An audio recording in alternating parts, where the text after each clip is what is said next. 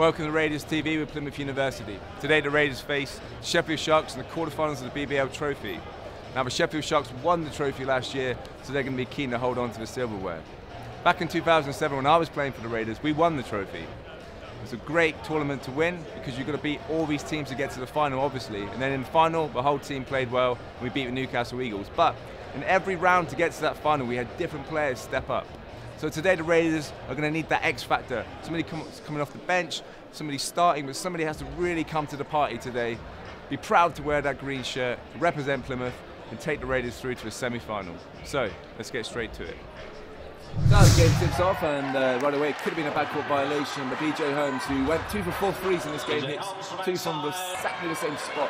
And then Horseman goes to the basket, was strong, physical, with a nice left-hand finish. But the Sheffield Sharks, who were playing zone, Robinson tried to beat that zone with penetration, couldn't quite get the finish there, but then the best way to beat a zone is get up and down the court, and off great defense, Robinson there gets the and one, and then Raiders again, good defense, leads to the break, beat the defense, and a nice finish by Robinson, nice touch, and then once again Robinson with an in and out move, and then flies in for the layup. That's the best way to beat that zone, and then just before the quarter ends, Haskins gets it to Robinson, he flips it up, and keeps the Raiders in close distance of the Sharks, 18-23 going into the second quarter.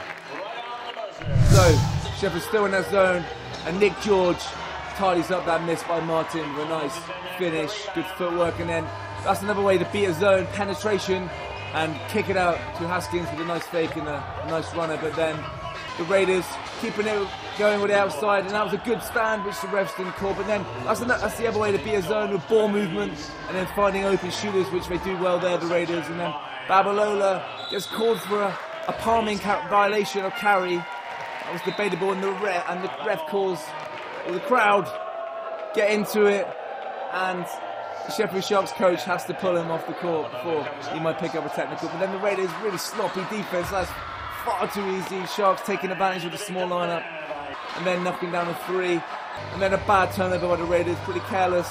It leads to an easy basket on the breakaway. So that really is bad defense for a simple pass to get an and one. But then the Raiders with a big finish, so all to play for going into the third quarter. For this week, Basketball 101, we've got people from the university here. Plymouth University has a number of partnerships around Plymouth. They support local clubs, local professional clubs, and it's something they really pride themselves on. And we're here talking about the game with Richard. Yeah, we're on the wrong side of an exciting game just at the moment, but it's nip and tuck, and I think we've got a good chance of pulling it around in the second half. Ross, what are you thinking about the game? It's pretty good. I reckon we're going to bring it back later on in the game. I reckon the other team's going to tire a bit. And then, yeah. Favourite player so far? Gabe Haskins. Definitely. Gabe Haskins. Yeah, he's a little whippet. Tell us a little bit about partnerships that you're developing with the university and some of the teams around Plymouth. So we're working with lots of different teams. We're working with Albion, Argyle and Raiders, to name a few. And we're just creating as many student experience opportunities as we can. Predictions, final score? Difficult to say. I think the Raiders will pull through. It's going to be very close. Maybe a 3-point lead. Maybe early 90 points. Finally, shots. You get one chance to score. Keep watching.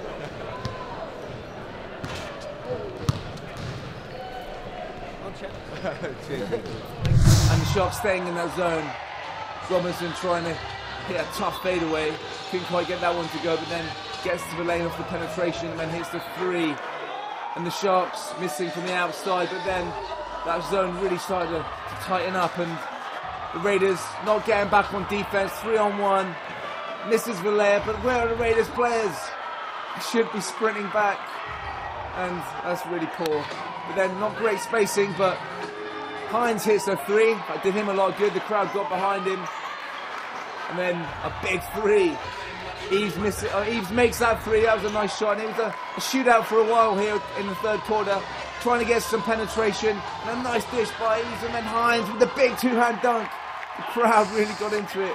Hines letting out some frustration after missing a few shots in the last couple of games, but he was playing well in this one. But then a big 3 by the Sharks, and they're up by 6, and then that zone really caused the Raiders some problems in the fourth quarter. They just could not hit outside shots. They weren't moving the ball, and they weren't shifting the zone and getting good looks, whereas on the other end, the Sharks were just getting easy shots off penetration, nice passing and nice layups. Raiders do something similar there. Eves gets to the basket, a nice finish, and then off the break to Robinson with a tough and one. Nick George showing handles, taking it right out his chest and finishing strong, but then the Sharks doing exactly the same down the other end, and the Raiders going cold towards the end with outside shots and air balls, and the Sharks with a nice finish, and then Martin hits a three, but it was all too late, and the Raiders really lost this one quite meekly, 74-60. They're a tough team, but that zone really seemed to kind of be a problem in the second half. What exactly were your thoughts on it? I feel like we didn't move the ball enough, like we were talking about. We didn't move the ball enough, we didn't penetrate enough, you know. It was just one pass and then shoot, you know. We just felt like we could shoot our way out of the zone, which wasn't the case at all, you know what I mean? So we just got to execute more too, you know. And when the time's going down, you know, that's when we got to stay solid and execute a play, you know. We just rushed it, you know, a couple turnovers, you know, bad shots. So. Okay, we're here with super fan Declan. Declan, you a big fan of the Raiders? Yes. Who's your favourite player? Matt Pressey. Matt Pressey. Yes. How many years have you been coming to the Raiders? I think I've been coming for a year. A year? Yes. Okay. And you play basketball yourself? Yes, I do enjoy basketball. What are your thoughts on the game today? Well, it was a fairly even match. The Raiders weren't quick enough to get the ball down this end. You think that's why they lost? Yeah. Transition? I think they should have been quicker. Still lots to play for, you know. Like, you're still driving for that playoff spot. Top four is obviously ideal to get the home court.